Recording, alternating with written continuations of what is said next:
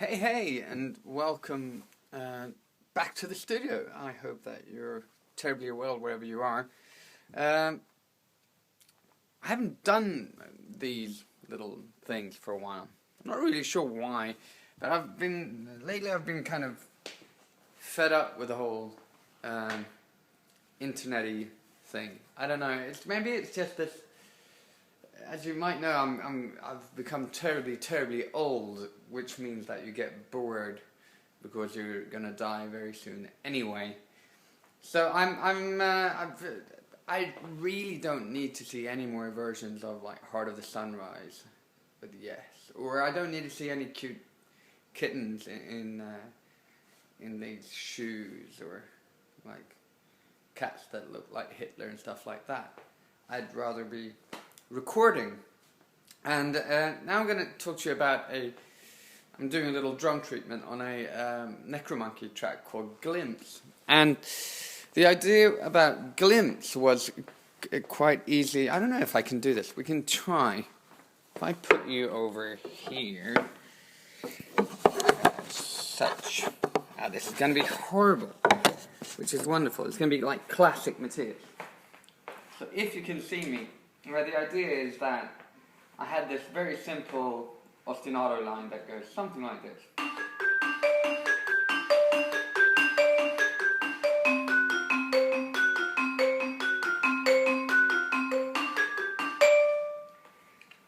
And what I do with that is that I quite simply, I do as many rhythmic, because it's in 5, do as many rhythmic versions of that as I possibly can on the drum kit.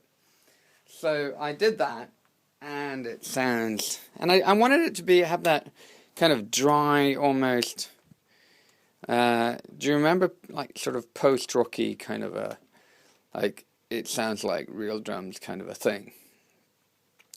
And it sounds something like this. So what I do is that I just did every rhythm that I could come up with in 5/8 over this ostinato pattern, which means that as it's like quarter or eighth note based, I wouldn't do like triplets or stuff like that because it sounds ugly and messy. Well, I could have used like a half bar triplet thing. Anyways, this is what I sort of came up with.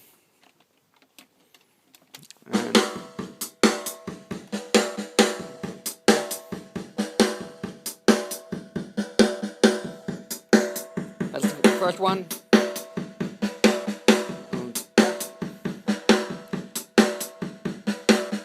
And then you go over to.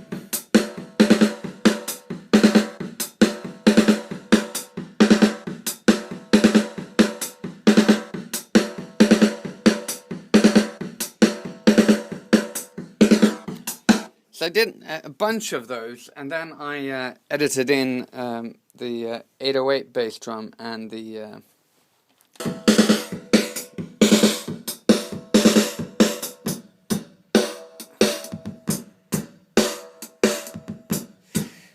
get it more urban, so that the young people in the audience can dance to it and pick up women and drink Pabst Blue Ribbon. Yes. But I wanted to tie the acoustic drums together with the drum machiney stuff that comes from the modular, of course.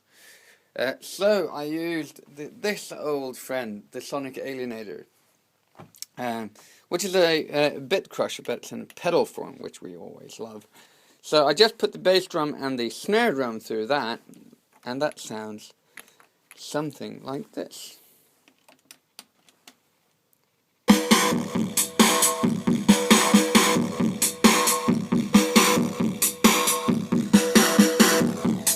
And then, of course, you add the real stuff.